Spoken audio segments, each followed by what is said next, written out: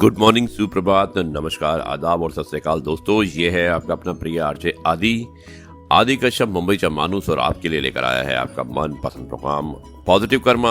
आज रविवार का दिन है और रविवार स्पेशल में मैं आपको एक बहुत ही विशेष कहानी सुनाऊंगा। एपिसोड नंबर है हमारा 296, 28 फरवरी यानी कि फरवरी का आखिरी दिन। सोच का प्रभाव मन पर होता है और मन का प्रभाव तन पर होता है। तन और मन दोनों का प्रभाव सारे जीवन पर होता है। दोस्तों सुप्रभात एक बार फिर। आरजे आदि कश्यप मुंबईचा मानूस और आरजे आदि विशेष कुछ अलग हो जाए, उसमें मैं एक विशेष कहानी आपको सुनाने वाला हूं और कहानी का शीर्षक है नालायक बेटा। रविवार स्पेशल सुनिएगा इस कहानी को, नालायक बेटा।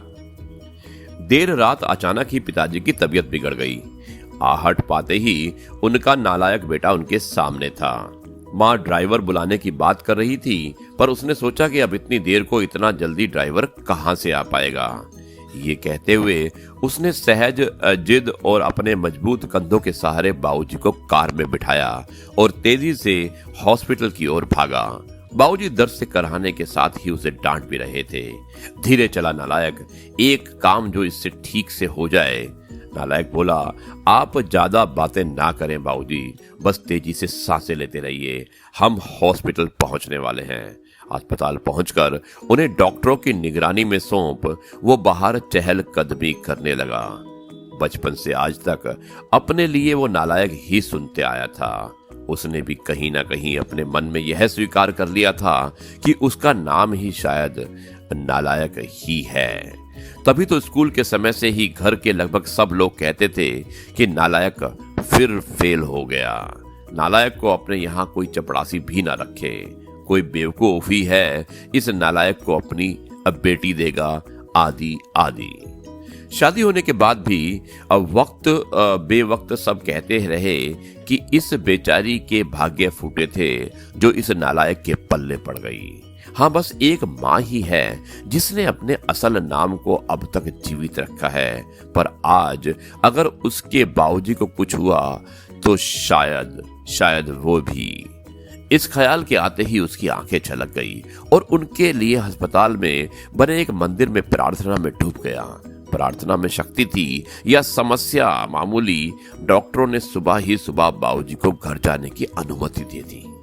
घर लौटकर उनके कमरे में छोड़ते हुए बाबूजी एक बार फिर चीखे, छोड़ नालायक, तुझे तो लगा होगा कि बूढ़ा अब लौटेगा ही नहीं।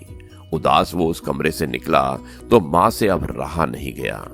इतना सब तो करता है, बावजूद इसके आपके लिए वो नालायक ही है। विवेक और विशाल दोनों अभी सोए हुए हैं। उन्हें तो अंदाजा तक नहीं कि रात को क्या हुआ होगा। बहुओं ने भी शायद उन्हें बताना उचित नहीं समझा होगा। ये बिना आवाज दिए आ गया और किसी को भी परेशान नहीं किया। भगवान ना करे कल को कुछ अनहोनी हो जाती तो। और आप हैं कि उसे शर्मिंदा करने और डांटने का एक भी मौका नहीं छोड़ते। कहते कहते मां रोने लगी थी। इस बार बाबूजी ने आश्चर्य भरी नजरों से उनकी ओर देखा और फिर नजरें नीची कर ली। माँ रोते रोते बोल रही थी, अरे क्या कमी है मेरे बेटे में। हाँ मानती हूँ पढ़ाई में थोड़ा कमजोर था, तो क्या सभी होशियार ही होते हैं।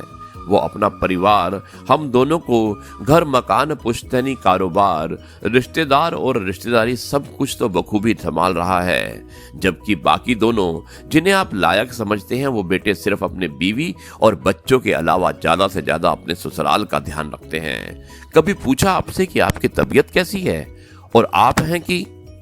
बाबूजी बोले, सरला तुम भी मेरी भावना नहीं समझ पाई, मेरे शब्द ही पकड़े ना। क्या तुझे भी यही लगता है कि इतना सब होने के बाद भी इससे बेटा कह के नहीं बुला पाने का, गले से नहीं लगा पाने का दुख तो मुझे नहीं है? क्या मेरा दिल पत्थर का है? हाँ सरला, सच कहूं दुख तो मुझे भी होता ही है, पर उससे भी अधिक डर लगता है कि कहीं ये भी उन्हीं की तरह लायक ना बन जाए। इसलिए मैं इसे अपनी और इसकी पूर्णता का एहसास इसे अपने जीते जी तो कभी नहीं होने दूंगा। मां चौंक गई। ये क्या कह रहे हैं आप? हाँ सरला, यही सच है। अब तुम चाहो तो इसे मेरा स्वार्थ ही कह लो।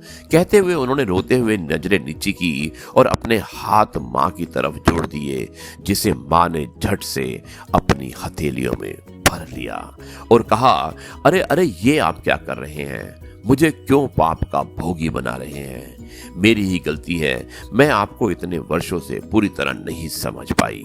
और दूसरी ओर दरवाजे पर वह नालायक खड़ा खड़ा यह सारी बातचीत सुन रहा था। वो भी आंसुओं में तर-बतर हो गया था। उसके मन में आया कि दौड़कर अपने बाबूजी के गले से लग जाए और ऐसा करते ही उसके बाबूजी झेप जाते। यह सोचकर वो अपने कमरे की ओर दौड़ गया।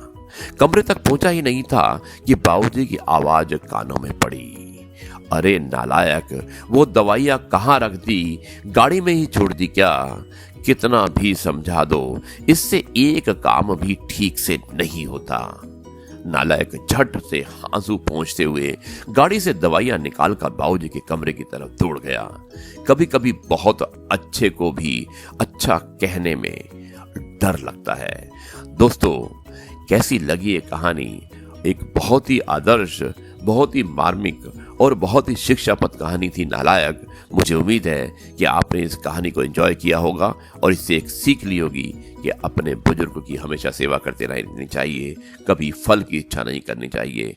यह है आपका अपना प्रिय आरजे आदि कश्यप मुंबई से मानुस, और आपके लिए लेकर आया था आपका मनपसंद प्रोग्राम पॉजिटिव कर्मा। और संडे स्पेशल में मैंने स्पेशल कहानी सुनाई थी नालायक। मुझे उम्मीद है कि ये कहानी आपको पसंद आई होगी। अब मैं इस कार्यक्रम को यहीं पर समाप्त करता हूँ। कल एक बार फिर मुलाकात करूंगा नई कहानी, नए किस्से और नए महीने यानी कि मार्च के महीने के साथ। तब तक के लिए आपका प्रिय आरजे आदि आपसे कहता है नमस्कार, जय हिंद, वंदे मातरम, भारत माता की जय और जय जवान जय किसान।